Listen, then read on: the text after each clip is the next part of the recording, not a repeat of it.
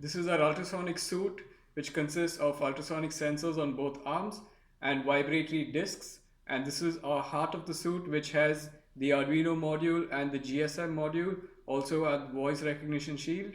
This suit is controlled by voice recognition.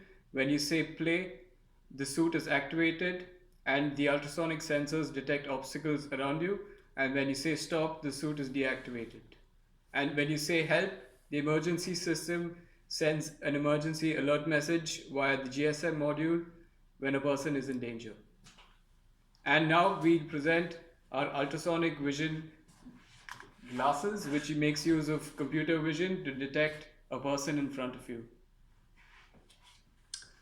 Right now, you will get to see the use of the computer vision glasses and even the limitation that we have right now in detecting people using simply the face. There is one person. But for example, if he turns his face away from me, there is no one. There is no one. There is one person. I will not be able to detect him until he looks back straight at the glasses.